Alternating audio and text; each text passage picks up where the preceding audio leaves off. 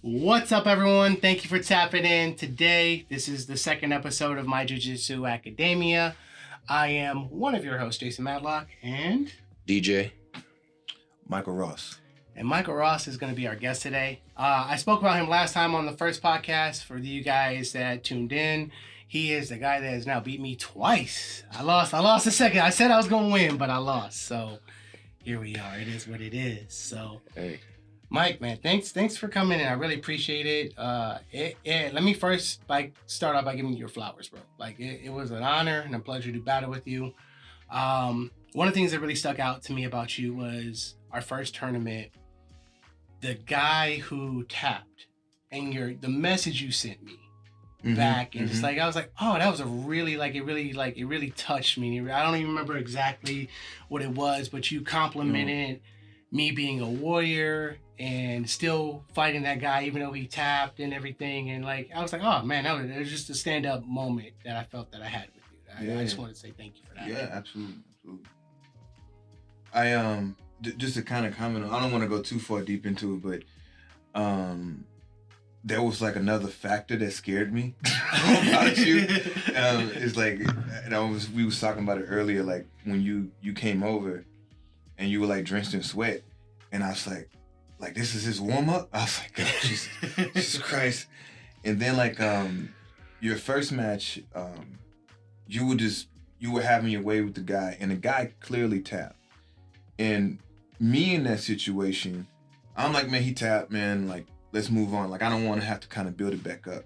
But the confidence that you had, you were like, no, come on, bring him back. Let's keep on doing it. I'm like, he's that confident? I'm like, crap. And I was like, I was shaking. I was shaking that, because that was, to me, that was hard. And that was show the warrior spirit that you have and the confidence that you believe, how much you believed in your jiu-jitsu.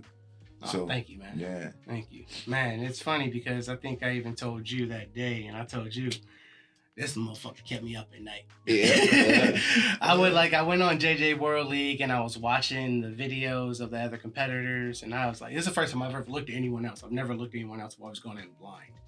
And I was like, you know what? Let me just see. Let me do some research. And then I was like, okay, him I can beat. Oh, this motherfucker, Michael Ross, this dude is very calm, collected, and cool. He has there's no fear in him. He's ready for battle. And I was like, that's the motherfucker I don't want. It be like that though. Like even whenever I seen him coming up the stairs, just the energy, I was like, yeah, I get it. I get it. You know, it's weird because I seen you on the first one, and I thought I was I think that's him, and I can feel a moment of I think he's sizing me up a little bit too. And I'm thinking and I was like, oh shoot, I may be giving off the wrong impression, but it's that times 100 at a tournament. You know, Exactly. you looking at people and sizing them up. But yeah, I don't want to get too far in that too. I got a couple things to say about that anyway. Definitely. I know whenever I go to tournaments, I start sizing people up when we're in that waiting line. You know how they have bullpen. Can you come a little closer, bring it a little closer? Yeah, when we're waiting in the bullpen, I start sizing people up. And I can't, my beard doesn't connect, so it's a weird insecurity of mine. I start looking around, and the dudes that have these massive beards, those are the ones that I'm always like, bro.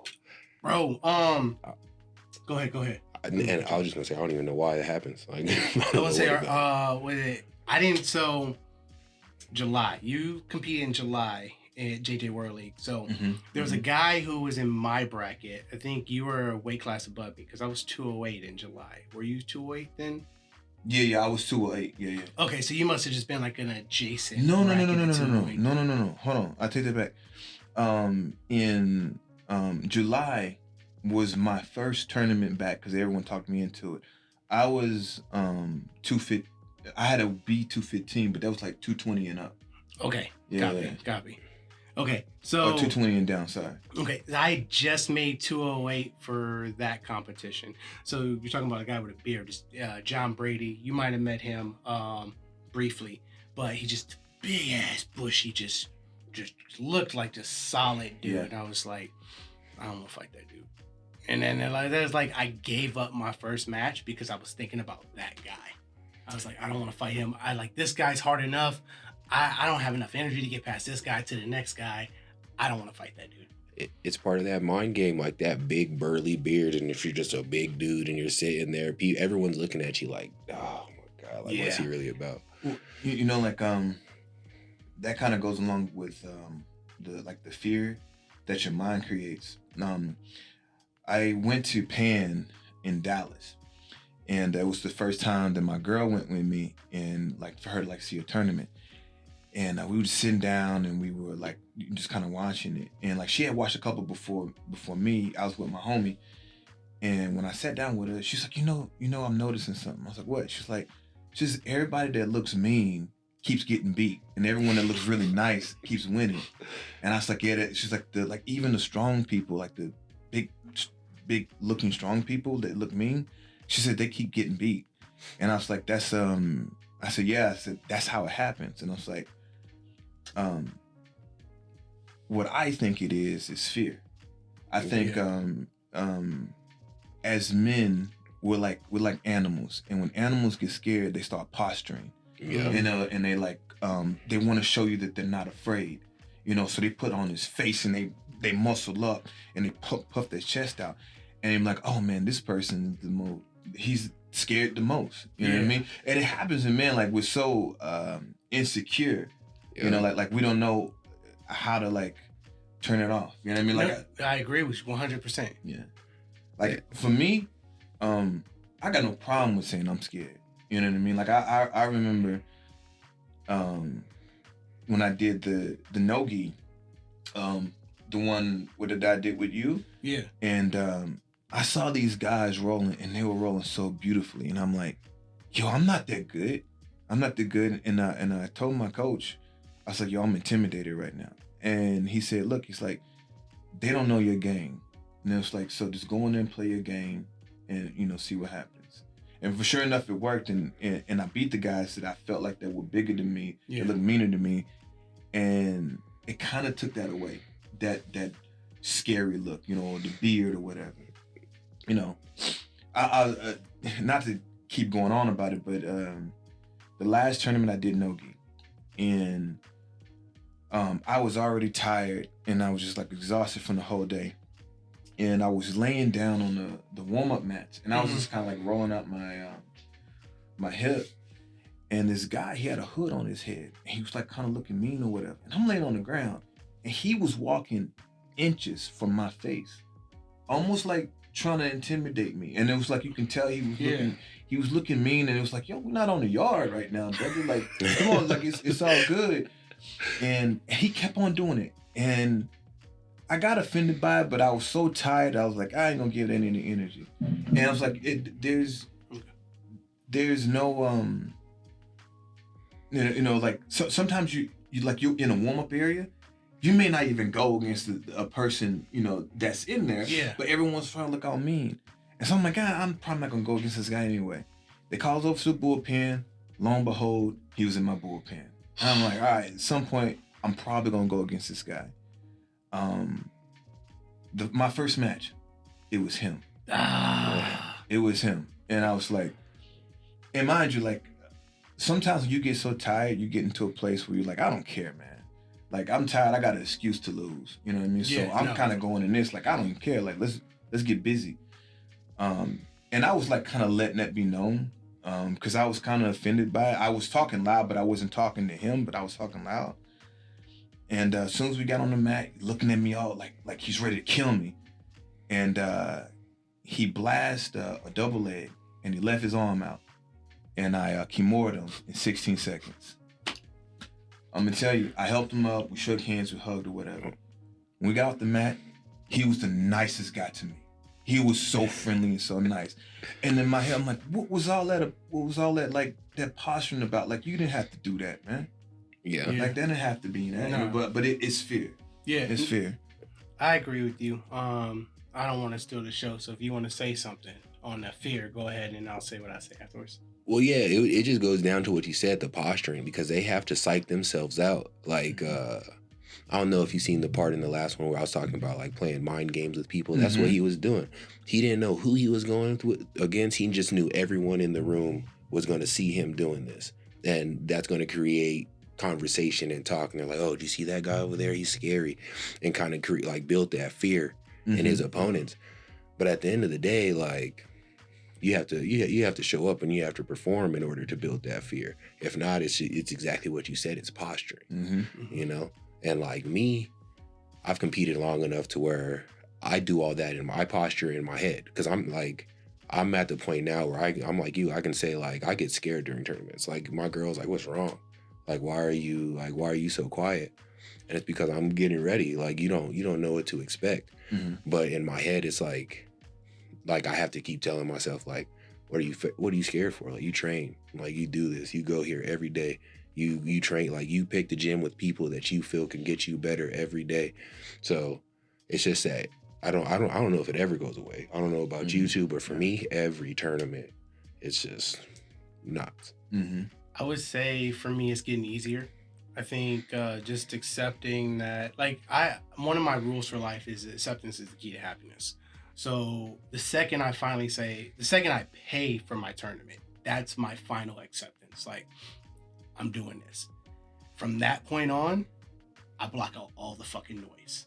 I don't even, what I mean by that is I don't think about the competition until maybe 2 days before. 2 days before, that a little bit of fear trickles in. It's like, oh, fuck.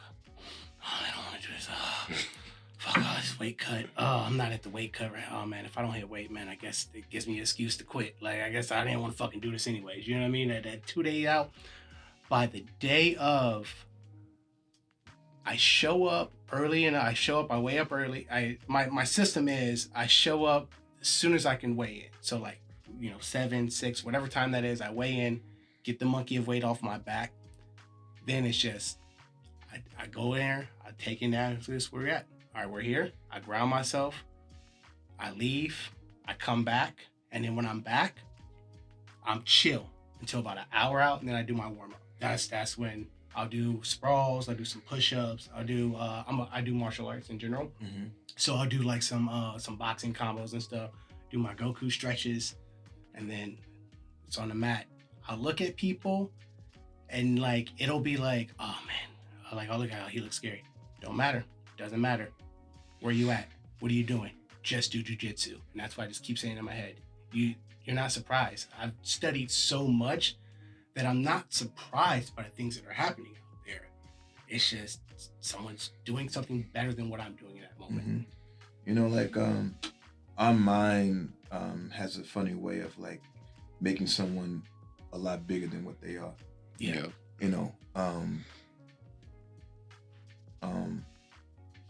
You did your first match. Not the last one, but the one before. The one we first. The first one. And you did a move that I didn't know what it was. And my coach had to tell me, he's like, oh, that's a Gerby choke. And I'm like, wait a minute, he's doing like trick moves? And I'm like, I've never seen a Gerby choke before. And I'm like, and in my head, you were a black belt. And I'm like, they got me going because he's black. Like, he's not a real blue belt, you know what I mean? And that, for whatever reason, at that point, you were so good in my mind. Like there was no way that I could beat you, and it wasn't me like kind of hold on for what things are. It's what my mind was creating it to be. It was making you look way bigger than what you were. And that happens every single time. And it's hard for me to let go. You know what I mean? To let go of that moment of building someone up of like they're better than you? I think it's that, and I think it's like, it don't matter. Okay. Like letting go of, like trying to be in that place like it doesn't matter. You know what I mean? I struggle with that. I struggle with that heavily. My mantra is just do jiu-jitsu. Yeah. Like that's it to me. It's the easiest mantra that says fuck everything else. Just do jiu-jitsu. It's like it doesn't matter how strong they are. It doesn't matter anything else. If you can get the right technique at the right time, you'll win. Yeah. Anybody can win. And that's what I love about the game. And I think that's the funnest part for me is like you were talking about my first match and how it's like, I'm gonna be your first match. It wasn't necessarily confidence in the sense of like, I knew I was gonna win. It was confidence, like you said, in my jiu-jitsu. It's like, I know what my jiu-jitsu is capable of based upon what this guy did at this last tournament. I know he's not doing enough to get better. I know I am. Because I know how much I study. I know how much I train. I know how much I condition. So it's like, I can take a little bit of that stress off my back in that area, but like, I can beat that guy. It's the people like I said, like you, where I'm like, oh shit, did I do enough work? Because they know some shit. And I don't know if I did enough work, like you were saying, that like whatever choke I did, right? It's like, oh shit, like the shit you did with the Kimura, right? It was simple. I left my hand out. I posted my hand. You were tracking my arms the whole fucking time. I felt it. You went the 2-on-1 on here when I was top half guard. I was like, fuck, he's trying to hit that Kimura. I can't do that. I hit bottom. I was on the bottom. You went for, you were trying to set the Kimura. I was like, fuck, I can't get my underhook because he's about to set this. Fuck, he's going Kimura. And then I go, and then ego is like, you had swept me, and I was like, and you were like, good job or something like that. I was like, yeah, I'm about to get you now. And I did a half guard. I was like, yeah, now what? And then like my hand posted, and then I was like, fuck. I was like, damn it, this motherfucker got me. Fuck. And like, so you know what I'm saying? In those moments, it's like, it's there. The jiu-jitsu's there, and it wasn't anything that I didn't know was going on. But you just had practiced it more than me. And in that moment, you were a black belt compared to where I was, as far as that skill and that technique. I'll just say that I was scared. I was scared. Let me get this guy in now. It's funny when you see the opposite, because we were talking about it and we were like, he planned that. That's what he was doing. And he went in, he executed a game plan. Then you get here, you're like, man, I was panicking. But like there are elements. Hold on, let's settle. I'm sorry. Oh, you're good. Okay. It gives what it is like this audio. It'll like fuck up in the track later on. That's why. There are elements. There are elements of like I knew if I accepted your sweep, you were gonna have to post. And the arm was gonna be out. Yeah. And so I'm like, I'm just gonna like let him post his arm. Like that wasn't a setup for the last 5 moves. I just knew that like if you were gonna get the sweep and I was gonna let you have it, I'm not gonna fight this. Yeah. But I know like in you getting something, you give up something. And I'm like, all right, I'm gonna take this. And kudos to you. Like I say this all the time. I am lazy. I'm lazy. Don't I say this? I'm lazy. Bro. The only reason why I'm good is because I have a library of BJJ Fanatic videos. And not anymore, but there was a point in time up until about, I would say April of this year, that I was studying at least an hour to 2 hours each day on jiu-jitsu. Whether it's crazy. Like Gordon Ryan, John Danaher, Andrew Watis, whoever, Hodrick Gracie, I don't care. I want to know as much jiu-jitsu as I can, because the way I see it is, like I told you, I have all my injuries, so I'm so far behind. The only way I'll ever catch up is if I know as much as I can. Yeah. That's wild too, because there's like a stigma behind online or just like watching seminars. And like as of like the last like couple months, I've kind of like changed my mind about it. And it's because like I run into people where you're like, a lot of my game, a lot of my build has come from learning from what I've watched and what I've seen. Learning from what I've watched and what I've seen. Yeah. So it's just crazy, because you pretty much just said like, yeah, I felt exactly what you were trying to do based off of what I seen, but I didn't have the application to stop it. Yeah. So it just brings back to the whole thing with jiu-jitsu and how it's checkers and not chess. And you have to continuously combine your body and your mental in order to progress further. So it's interesting. So it's cool to see like you guys obviously have competed, you guys have trained and like done your thing together, and then sit here and talk about like what you felt and how you seen it and how you got to the point that you are, and like it's completely different paths, That's pretty awesome, man. So do you do any online research or training? You just primarily stick within school? I wouldn't say that I watch online stuff, but for me, it doesn't work. Like I'll see like a really cool move online, and I'll try to implement that in class, and it won't work. Okay. Because there are like nuances to it that I don't understand, and I need someone to break it down to me. What's been the most helpful for me is like competing a whole bunch. If I got beat, my instructor telling me like, okay, then this is what you need to start thinking about. This is what you need to do. And or if I did good, he'll tell me like, okay, then this is how you can make this stronger. Okay. Like it's hard for me to watch instructional or like online stuff and like really get benefits out of it. Like I'm more of a hands-on people. Like some people can just like learn off online. I'm like, I wish I can do it, and I can't. You know what I mean? I can only learn from making mistakes. Copy. I feel that. And the trial by fire of competition is huge because like you brought up the 17-year-old that won trials. A lot of that is like he's 17 and he's treated like jiu-jitsu is his sport. So that trial by fire, and on top of being a sponge, it just makes him grow like exponentially fast. So it's like the combination. But yeah, man, that's just fucking crazy. Especially like, I don't know, man. Especially just how far people are growing using both. No, I agree, and I think I'm kind of like you were saying. I'm kind of trial by fire too. I think the only reason why I'm able to do it online is because I chunk it. So if there's a segment specifically just one pass, like you know how like in class they'll teach you 3 sets of moves, and then you'll maybe only remember one move, but it's like 3 different ways to do the one move. I just focus on that one move, and then I'll go to class that whole week and I'll try to do that same move, that same pass, that same sweep, and I'll do that consecutively until I feel like I won't change any. I'll still like go forward in the tutorials, but I go back and watch that one section. And until I feel like I've gotten that into my game, I won't move on to the next section. You see, and that's why I think like, but there's like a difference between you and I because our paths are a little bit different. You told me that you wanted to be a teacher. It's a completely different way of looking at jiu-jitsu. Yeah. You know what I mean? Like I'm only looking at it at like in a competitive standpoint. So I'm always like, they'll teach something in class and I'll oblige. But like once we go into class, I'm like, yo, if I'm working on my half guard game, I'm working on that for like a month. I can kind of care less about what's going on in class because you only retain 1% of it maybe, you know, if you're lucky. And I'm like, I'm going to keep on doing this. But you had told me that you wanted to teach.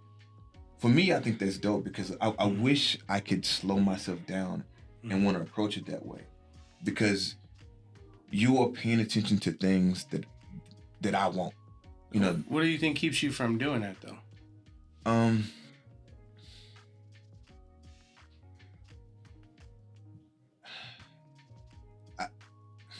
I don't know, to be honest with you. I guess it's just my approach and like what I want to get out of it right now. I guess since I just want to compete right now, you know, I'm just trying to get, you know, I'm being selfish about it. And I'm like, I'm just gonna work on my game. I envy you. You know, like no, but hold on, but I envy you. Like I wish I can slow it down and be like, yo, you know what? I'm gonna learn jiu-jitsu. I'm not really learning jiu-jitsu. I'm learning how to win like a match. Or I'm learning like how to get good at one thing. Okay. You know, if someone asked me like, hey, can you teach me certain things in jiu-jitsu? I can only teach them from like a certain perspective. Copy. You can teach them from a wider, you know. Yeah, I get what you're saying. Could, yeah. Well, it takes time. Like you said that you've been training like 4 years now, and like at 4 years, that's not like it's a good amount of time, but it's not that much time in the grand scheme of things. So you have time to develop that, and it's just repetition of seeing the same thing over again. Well, you know? I'll tell you this: if a white belt came up to me, and this is a very basic, and I know both of you know how to do it, right? If a white belt came up to me and said, "Hey, can you teach me how to do a triangle from close guard?" I couldn't do it. So you can do it, but you can't tell them how to do it. Exactly. Okay. I would have to do it like 10 times. And be like, okay, this is how you do it. You know what I mean? Okay. Like I can't. And I could tell you right now, like it's like 5 steps. Like I break everything down as like steps, if that makes sense. So like for a triangle, I'll be like, I chunk this. Like I said, I just chunk everything. So I can tell you out steps. I'm gonna stop talking now. No. But that's just what it is. And I just think it's just like you know, everyone sees it different. Like everyone's approach is a little bit different. That's why you can excel with the online stuff. I can't. You know what I mean? I need, like, if it's something that if it's part of my game, I do need my my instructor, like, hey, like I'm learning this. Tell me what am I not doing right? Because every move is like, well, there's this hidden jiu-jitsu part where, you know, you grab the wrist and turn it and, you know, so that's yeah. Yeah, and those little intricacies do come into play, like, as you move forward, just because, like, grabbing slightly too high will fuck up everything. Yeah. You know? And, like, I don't know. For me, I didn't start picking that shit up until, like, 5-6 years in. So it's, like, it comes different for everybody. It just depends on, like, what your background is, or even, like, if you understand your body, like, you know? So it comes with time. Especially like when you're competing, like you're gonna get to a point where you're gonna sit down and be like, I have to learn this shit. Yeah. That's the only time where I'm like, all right, let me learn close guard. Oh man, close guard's the best. I don't know what you guys are scared of, man. Jump in. Oh, I'm not scared, the man. pool's nice. I'm getting really confident in my close guard, so much so that like in our last match I was scared. I attempted it. Like I was like, we're going here, we're gonna die here. Did you see? I don't know if you see on the video. I started cramping. I didn't see you cramping, but I did see you go to like your coaches. You said I'm trying. That's all I saw. Something like that. But I was telling him. I was like, he was telling me to do something, and I turned around and said, I can't. I'm cramping. Like my hip was cramping in my foot. And I was like, he's like, you just get out. I'm like, I can't. Just get out. That's like just stand up. Yeah. Man, I was committed to that arm bar. It was I was trying to go for an arm bar or omoplata sweep, and my leg, I think you broke my guard right when I was about to grab the grip for the omoplata sweep, but my fingers went inside, and because I am who I am, I was like, that's cheating. I gotta let go, and then gave up position. Not to give, like, you probably would have position, and I'm not saying that, but I remember specifically I grabbed the grip, and you moved to open the guard, and when you moved, my grip, my 4 fingers went inside the cuff instead of grabbing the outside, and I was like, fuck. And then I was like, well, I could try to do this, but it was whatever. So then we ended up in bottom half, or side control, whatever the fuck we ended up in. You're such a nicer guy than me, because I would have yanked that shit. Man, so for me, I think we were talking about this a little bit. It was my injuries. So I started at 33 is when I started. I'm 35 now. I had a plethora of injuries coming into this. So I know I'm not a competitor. Like, I know I can never be Gordon Ryan. I know I can never compete full time and get my body the way some people can. And knowing that, I think, is probably the biggest ego check for myself, because I want to run, I want to fight, I want to go out there, I want to lay it on the line, and I want to be the best, because I've never done anything in my life up until this point. Can I say something? Go ahead. I feel a certain way about it. Not to say that you're doing this, but I'm like, I had the same thought, like, oh, like I won't be this, I won't be that. I'm like, I gotta stop thinking like that. I didn't want to put limits on myself. Yeah. I mean, I may not get there, but I don't want to tell myself like, oh, well, you know, I won't be this. You know what I mean? Yeah. Because I was talking to my coach. I'm like, hey, what does it take, you know, to make it to ADCC? And, you know, he was like, look, everybody's juicing, everybody's doing this. They've been doing this since they were kids, blah, blah, blah. And I was sitting there saying, like, man, there's a way. Like I don't have to, that's not the only route. Like, I can get into ADCC at 40, 45. You know what I mean? And there's a way in. And if I tell myself like there's still a way, you know, then I don't block myself from going. Like I don't put a ceiling on myself. Copy. You know what I mean? Yeah.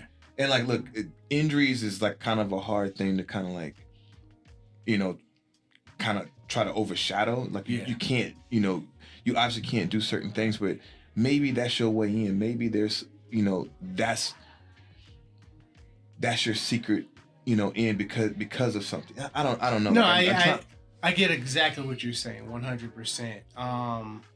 And not to take away anything you're saying, I could 100%.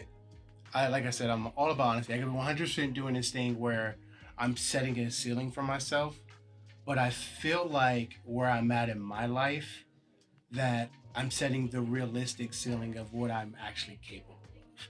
And that's because of everything I've been through. My whole life, I've sat on the sidelines. It wasn't until 2020 when I even started this journey did anything kind of click for me. I think I told you this before, and we might have talked about it in the first podcast. I was watching The Matrix, and Morpheus says to Neo, there'll come a day when you know a difference between walking the path and knowing the path. And then it clicked for me. I was like, you just known the path. You just been talking. Oh, I know this, I know that, but you haven't done shit. And so that moment locked in me that I'm going to walk the path for the rest of my life, no matter what it is. Yeah. And so you could be 100% correct. And I think that there is a small part of that. But then when I look at how much I have to go through just to get through a training camp, and then the stress on my knees, the knee braces I have to wear just to even do jiu-jitsu, and I'm 35, I do kind of have to, I feel like I have to look at that from a mature standpoint and go, hey, you're only getting older. And if you want to have an active, progressively good lifestyle as you get older, you might want to take care of yourself. So it's choosing your body over. It's choosing my body over. the That's grind. really what it is. Over the glory of trying to compete. That's really what it is. So you're saying that if the right set of circumstances came about your way, right? And let's just say like someone was going to just take care of everything. You're going to have the best coaches, the best vitamins, meal plan, everything. And it's like, look, we're going to train you. We're going to get you into the ADCC. Would you believe you can make it in, or would you try it?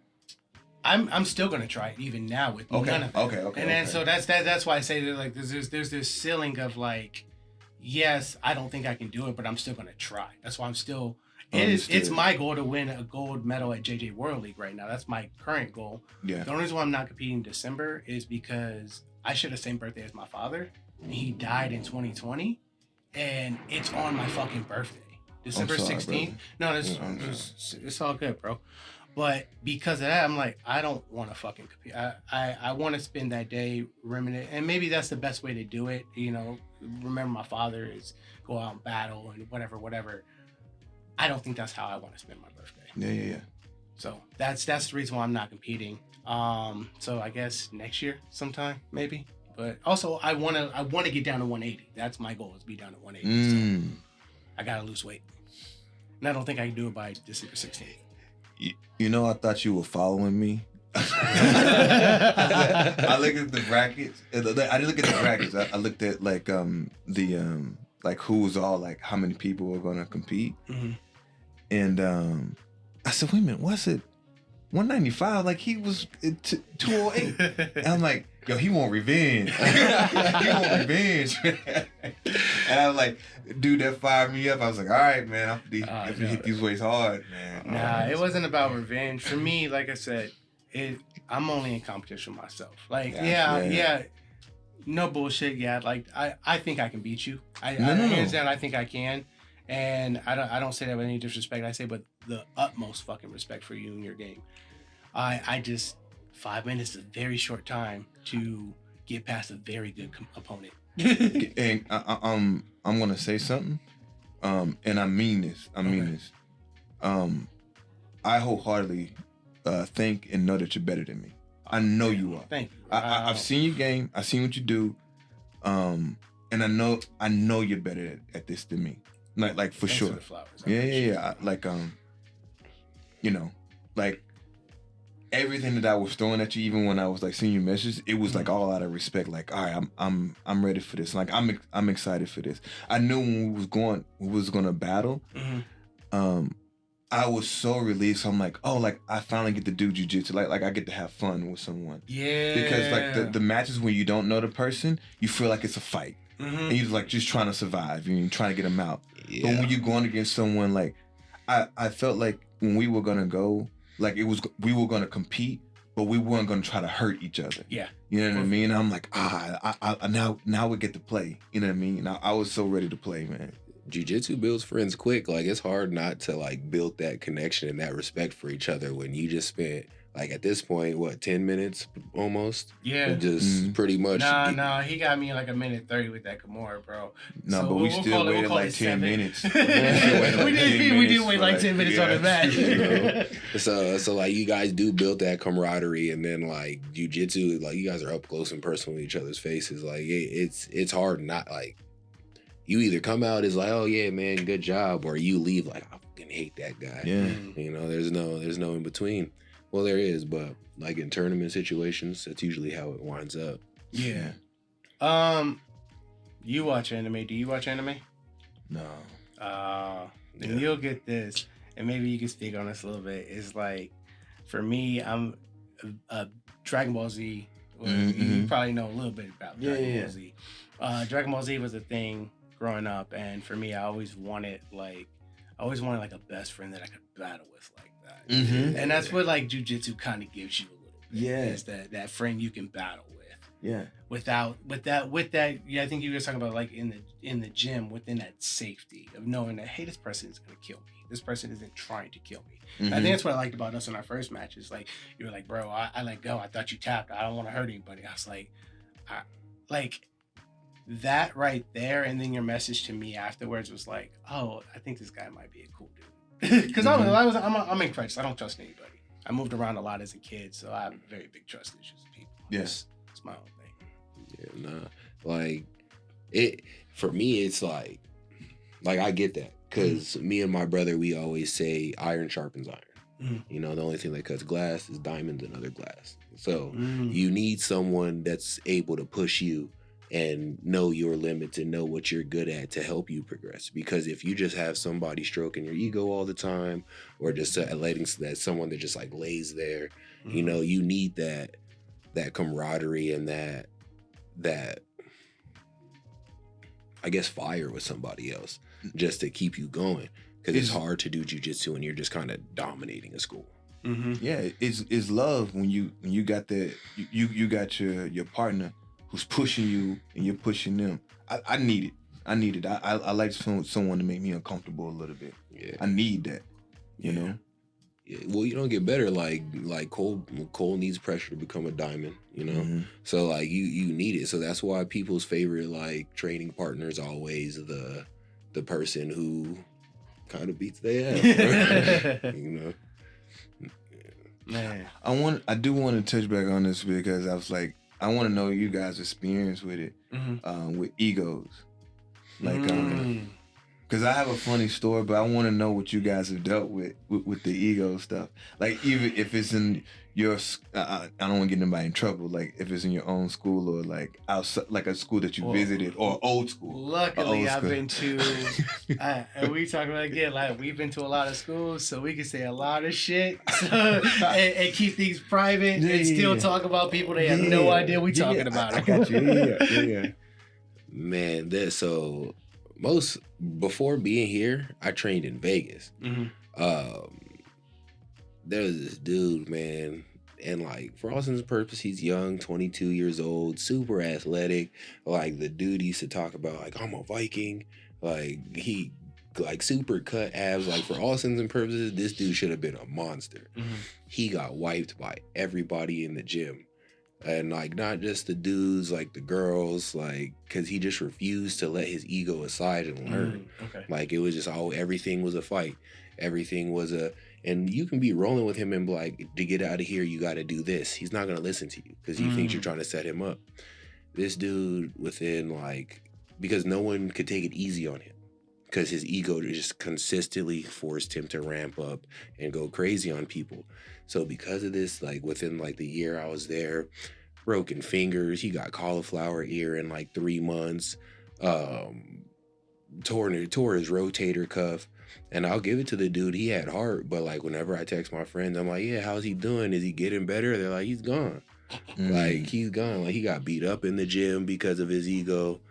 And like not like oh, we're sparring. Like he got mad and squared up, and then okay. So like I've seen some shit, but that's the one that I'm like, bro, come on. Is it worth it, man? Is it worth it? I don't know. Ego for me, I can't think of any particular things that really stick out. There was one incident where I was at a new gym, and I don't know. This is what I don't know. I don't know if this guy was possibly a mad enforcer and me, but the thing is, you know how I roll with people I don't know, and when I first roll, I'm very docile. I'm very much, what are you gonna do? I'm gonna sit back and let you do whatever you want to do to me. I'll let you tap me. I don't care. When I was a white belt, my philosophy was get tapped out more, because if I could sit there and get tapped out, but understand the mechanics of why I'm getting tapped out, I'm gonna learn. So I didn't care that I got tapped. I still don't care if I get tapped out.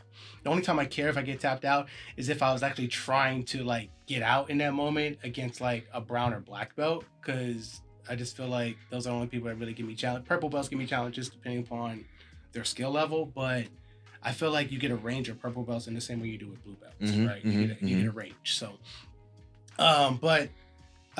so he could have been a mat enforcer. I don't know, but it was an open mat, and right off the bat, it was a competition match. I was like, what the I was like, just right away, like went for a leg lock, and I was like, heel hook, and we're in gi, and I'm a blue belt, and I know, I'm like, what the fuck? And I'm mad, because like, that was not my vibe. And I was just coming in, I'm gonna have a good Sunday morning, and it was just this competition role, and it's just like, all right, fine. I was like, you know what? I'm not even gonna try to beat this guy. I just want to control him. So my thing was just control him. So that's worse. What? To just control them over submit them, that's worse. Yeah. So every position he went into, I was like, nope. He tried invert. I was like, we're just gonna sit here. I'm gonna put all my weight on you. We're just gonna sit here. And then we just kept doing that back and forth. And finally the match was over. And I think that was the only time I've ever really experienced like ego for no reason at all. But the thing is, I've watched him roll with other people, and I feel like that's how he is. I've watched him, and with girls, he's rough. And I fucking hate bullies. That's like my biggest fucking hate bullies. So when I see a guy rolling rough with a girl, I don't care if you're new or white belt, it rubs me the wrong way. And usually, if it's a new or white belt, I'm like, hey, bro, chill the fuck out. Like, it's not that serious. Like, you beating her doesn't mean shit. Now, if you could beat me, let's have a fucking talk. You know what I mean? Like I don't want to see guys beat up on girls. It's just not my thing. Yeah. But I want them to be tough and get stronger and be able to beat guys. But I just feel like a lot of times with like white belts, there's a lot of ego, especially when it comes to girls. Like, I can't get beat by a girl, so I'm gonna fucking double leg her and slam her. And it's like, whoa, what the fuck, bro? Sit down. Yeah. I don't even understand why people get into that. Like, you can shake a girl's hand and know, like, it's a different feeling. Yeah. So that's wild. I've seen it so many times where like a purple belt will refuse to roll with like certain people in the gym, but he'll roll with all the white belts, all the blue belts that he know. He'll roll with the girls, and it was like he's avoiding certain people. He's like, come on, man, like, come on, you know, like test your belt. Test your belt a little bit. I get it at white belt. You can't do that shit at purple. No, man. No. You don't supposed to. I mean, white belt is no expectation. So you can get beat by everybody. Don't matter, you know. I had one in particular situation with ego. And I'm the same exact way. I don't care about getting tapped. As a matter of fact, if you catch me, I'll laugh about it. I'm like, how'd you do that? Like, show me. Yeah. Like, I'm excited about it because I want to learn. I went to a school. I went to another academy. I just dropped in. And when I come to someone else's school, I'm super respectful. Like, hey, man, like, this is not my home. This is your home. I want you to know that, like, I'm not, you know, Yeah. I understand the idea of a mat enforcer, you know, so I'm good with that too. You know what I mean? But I just want you to know that I respect. So I'm in the class, we're doing like the drills, and then we do King of the Hill. And like, if for people that don't know King of the Hill, like, it's different for everybody. It's like 5 or 6 people lay on the ground. You know, you get in that closed guard. Okay. You know, pass or submit, and the person has to either submit or sweep you. Okay. You know? Yeah, we did that today. So, I'm at blue belt at this point, and there's a purple belt. I can tell like his energy is like, I'm the man up in here. So I'm like, all right, cool. You know, and this is just like the thing. It was a struggle, but I passed this guard and I mounted. Now, I don't know if it's like 1, 2, 3, or it's just like, as soon as I pass it, is it, right? He was like still fighting, and then like, he was fighting till he got half guard. Now I'm like, I guess we're just gonna keep going. And like the instructor said, all right, both of you guys, you know, get off, right?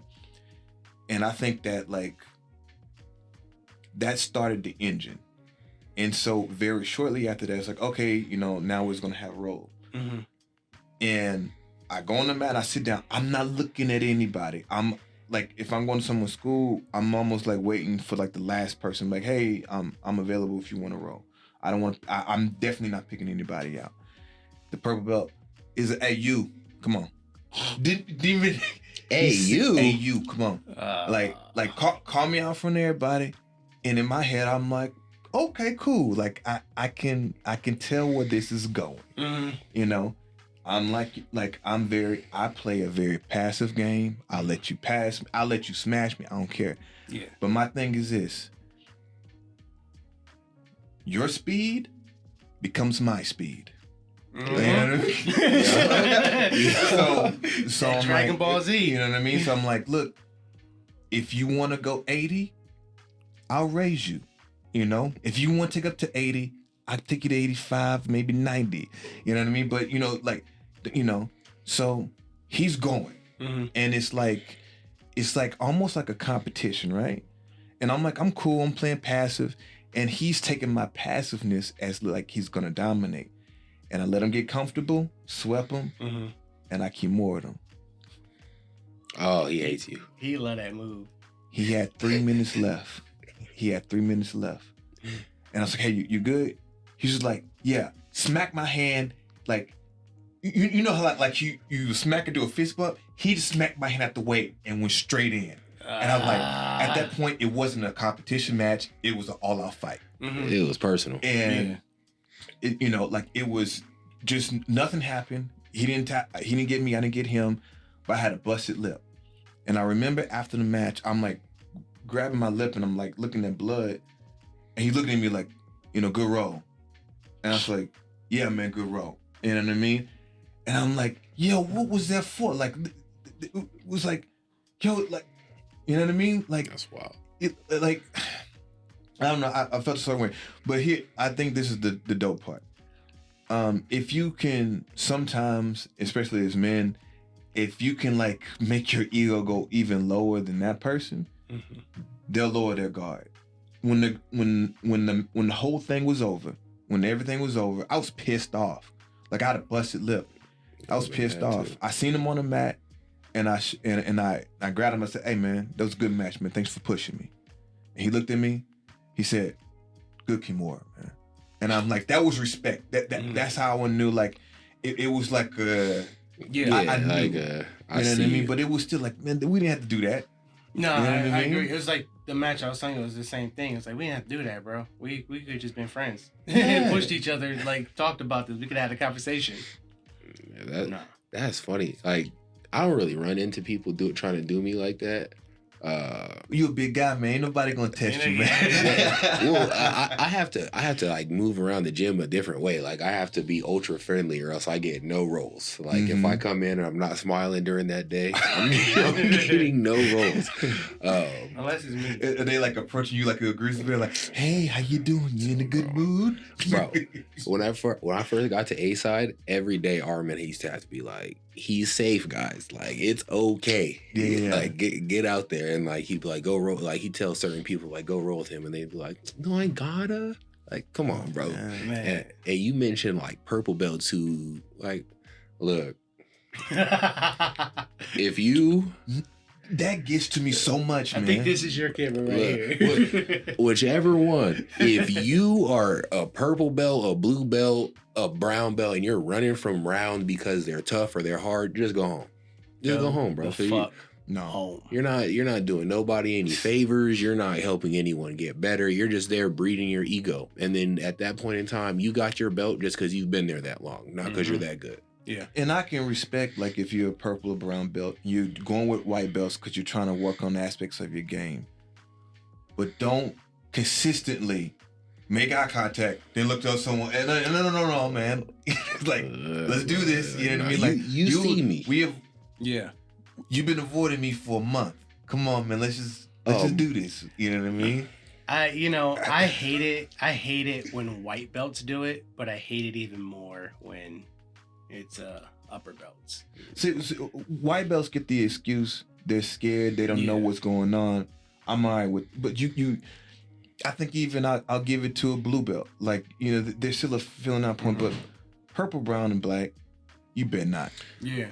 Unless you got like, I respect it if someone like has like a lot of injuries and like, yo, I've had people come to me like, hey, I just don't want to roll with someone big. I got a lot of injuries and I'm just trying to look out for myself. Yeah. I respect, if you come to me and tell me that, I respect you for the rest. Like I'm not even looking at you or anything like that. Yeah.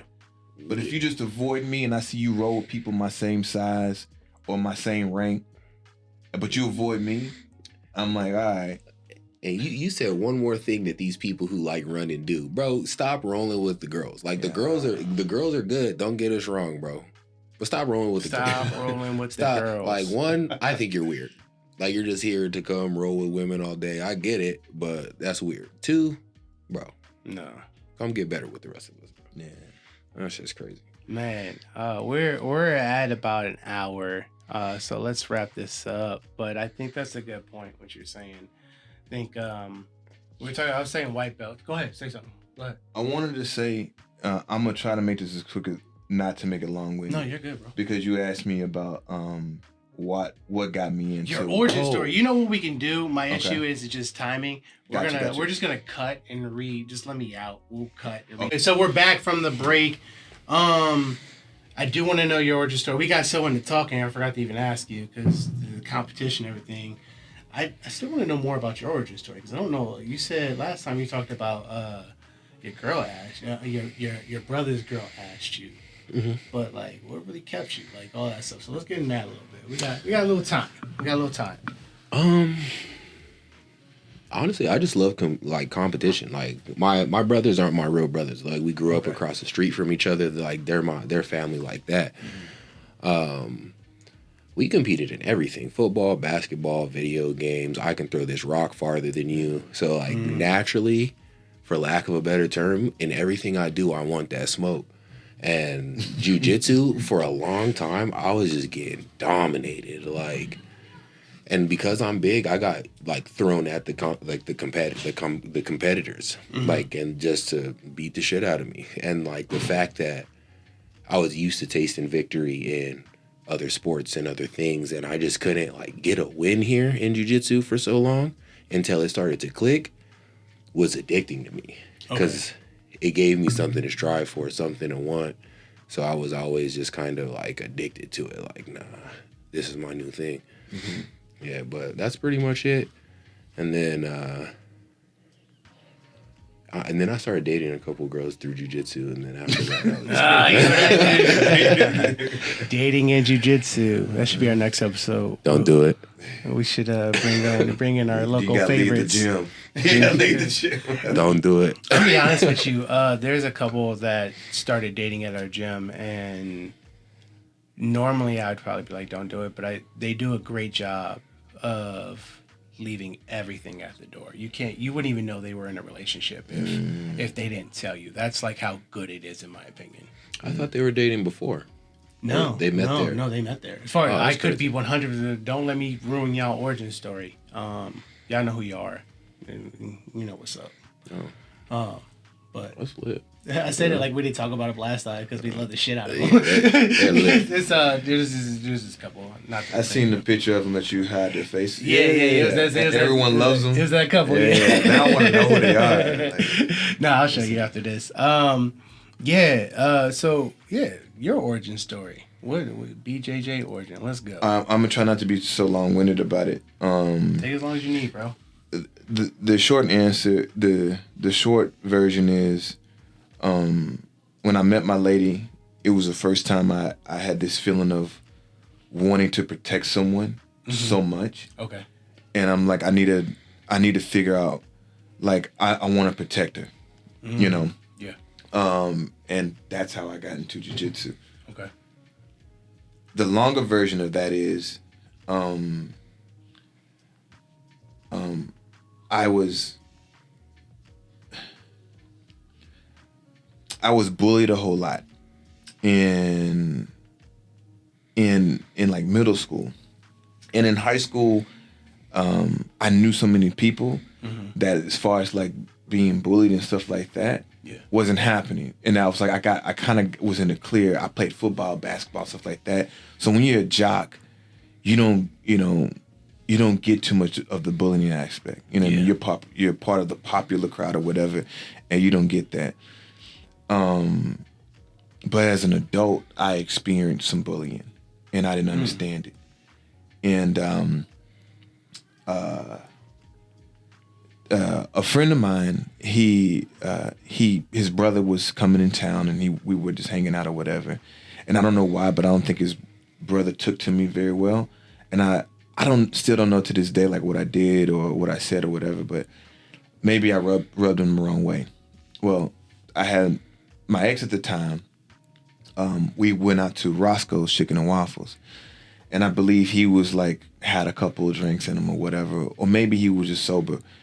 And he was just like, as soon as I got there, he started making fun of me. And it's like in front of all these people, in front of my girl. And I was confused. I'm like, man, what happened? And I had a look on my face, and he was like, what, you need 5 minutes? And at the time, I didn't know what 5 minutes meant. Like, I don't even know what it means now. Do you know what it means? About no. When someone says, do you need 5 minutes? It means, do you want to go in the back and we can handle it for 5 minutes? Okay, copy. Yeah. And I think that's like a up north thing or whatever. Okay, so he's like, you need 5 minutes? And I'm like, what are you talking about? Like, I was like, is he telling me to go cool off somewhere because I can't handle it? And he was talking about getting busy. And I'm like, what? And then he was like, and then my friends were like, oh man, just chill out, whatever. And that bothered me. And I remembered my mind protecting me from it, and it was like shoving it down so I wouldn't remember it. And ever since then, I was almost like looking for a fight. Because I was trying to like prove to myself that I was tough. I was trying to prove to myself that I can protect, right? And when I got with my girl, it became like a real thing. You know what I mean? Like I was like, she's like, you seem like you're like always on edge, like you always want to fight. And I'm like, no, I just want to protect you. And what was actually happening was I was very insecure. I was trying to prove something to myself. Yeah. And I was like, man, I need to figure something out. And so I met the guy that I'm still training with today. He had told me about jiu-jitsu, and that's how I started. Dope. And our match, I mean, the last tournament, that feeling came back up of the guy making fun of me. And I had been going to therapy about it and everything. And what my therapist had told me, she says, use jiu-jitsu as a way to clear it out. She's like, it's not about like taking your anger out on the person that you're rolling with, but you can say to yourself, mentally, like, I'm going to use this as a thing, like, I know I can protect myself. You know, it's like, and you use it through, you know, through rolling. And it's not like to hurt the person or anything like that, but it's just to like to let it out, or to kind of like, here's your way to prove it to yourself. Yes. And what that tournament was about to me. It was extremely important to me. Okay. You know what I mean? And it was a way to like for me to let it go. And I think a part of that I let go. But like you can get teased and bullied as a kid. It's a whole nother thing when you get bullied as an adult. Yeah. You know, because in all honesty, man, it took away from me, I felt like, as a man. You know what I mean? Like I felt less of a man. I felt like I just felt like I wasn't a man. No, really. And that was hard for me. That was hard for me. And but I feel like I regained that back. You know what I mean? Well, man, bro, first, thanks for sharing that, because, man, I'm right there with you. If you listen to the first podcast, you know, I told my story about my first fight and getting my ass beat on the toilet and shit. My whole life, I've been afraid to fight.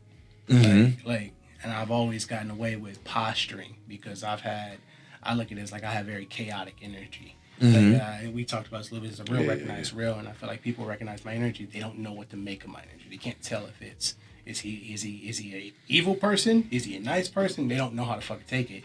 And then when I talk to you, I come off nice, but then I also have another switch, and I don't know if people really know how to read me, if that makes sense. So I think my whole life I've gotten off of just being like, fuck it, let's go. And that being my shield, like we were talking about posturing earlier, that's my posturing, and that got me out of situations. But I've always been afraid to fight. I've always been afraid to get my ass kicked. And even with my girl, like even on my website, my Jiu Jitsu Academia, it says, I just want to be a dude that doesn't get his ass kicked.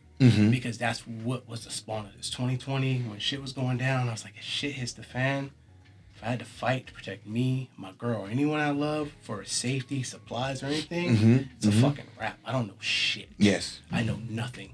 I know how to shoot a gun, but that only gets you so far if you don't have bullets and shit like that. So that's why I was saying self-defense is the biggest, most important part of jiu-jitsu for me. So yes, I agree with you on that, man. And I was bullied too as I didn't realize it was bullying. It's like, you know, you have these people that are friends. You're like, oh, they're just talking shit to you. You're like, oh, we're just busting your balls. And then as you get older, you're like, nah, you're actually kind of an asshole. Like I had this roommate who, he would only do this shit when people were around. But we were in our apartment, I went to make a grilled cheese sandwich. Now, mind you, I'm like 23, 22, 23, around that age. So I'm still a grown man. I'm paying the bills, sharing an apartment with this dude.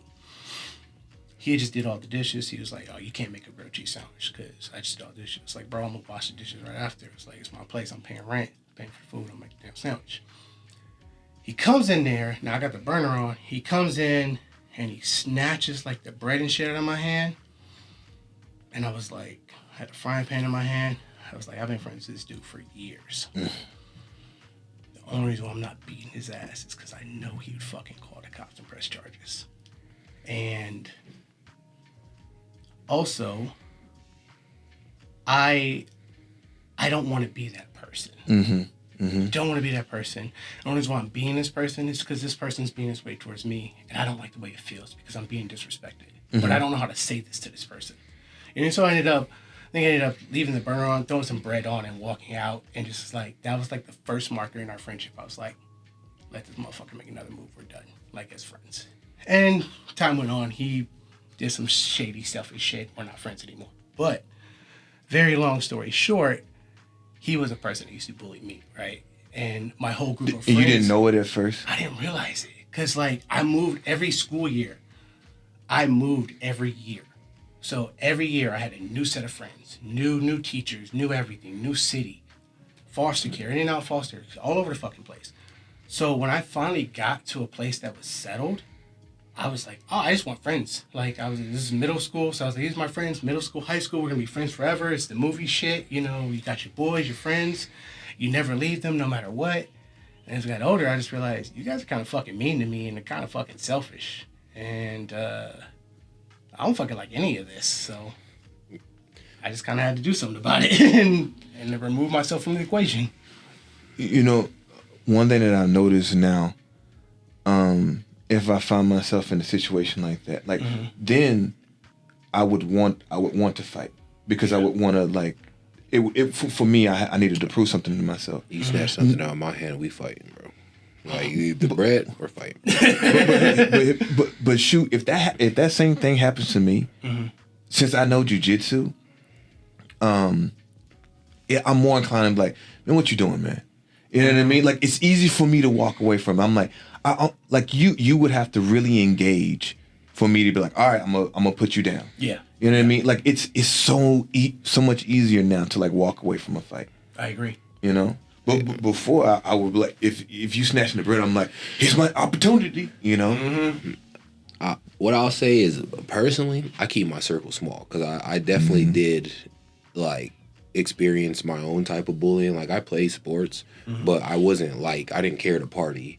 I didn't want to be a rapper like everybody else in the town. Like I just wanted to do my own thing. I liked anime.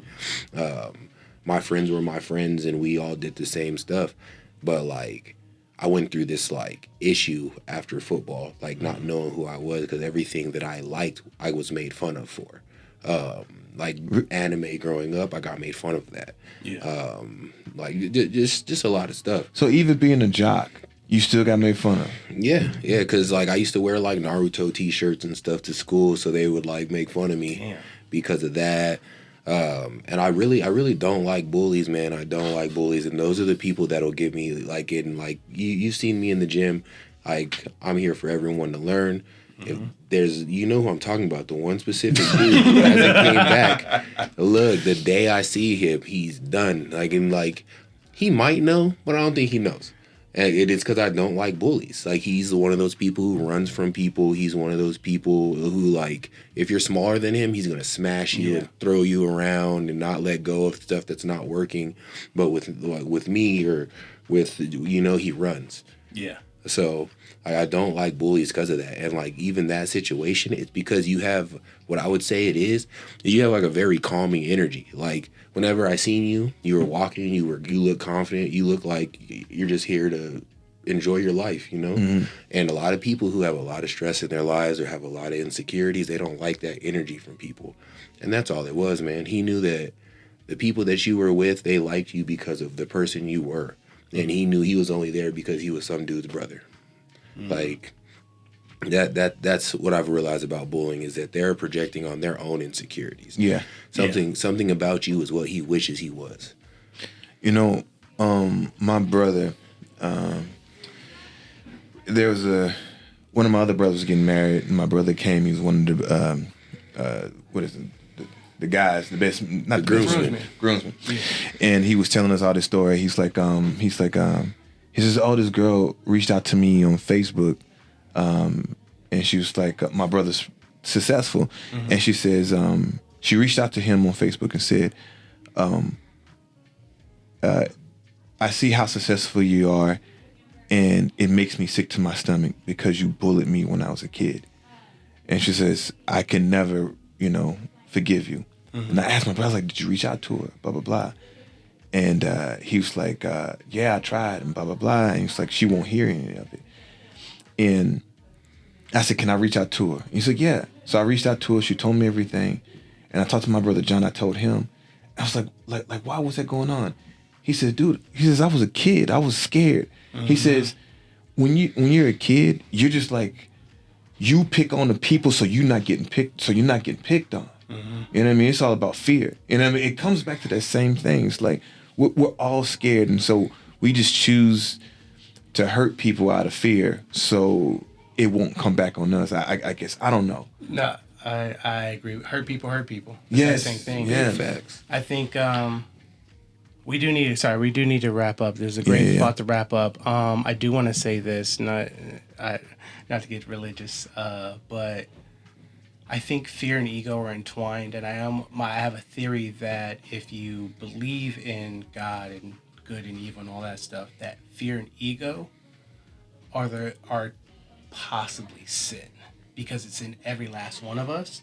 And if you look at the drivers behind ego and fear, they all kind of intertwine, right? Like the posturing with the ego, that all comes from fear. If you look at just bullying people, it all comes from fear, and it all comes from your own ego and your own insecurity to feeling less than. Mm-hmm. So that's my theory. Yeah, honestly, I like. Dude, as soon as you said that, I was like, Because I mean, in the Bible it says sin is in all of us ever since they ate the fruit. Not, I don't want to get too religious, but y'all know what I'm saying. Yeah. Yeah. Well, that wraps it up. We went a little over an hour this time, but I think Mike has some really good things. DJ, man, thank you guys for being here. I appreciate you both. Thank you so much. Thank For you. having me. And thank you guys for tuning in. And we'll see you next time. Well, you A-side? What you know? Mike's not A-side. Y'all got a gang song y'all throwing? No, man. Machado. Machado. For life. All right, y'all. Y'all take care. Stay blessed. Till next time. Yes, sir.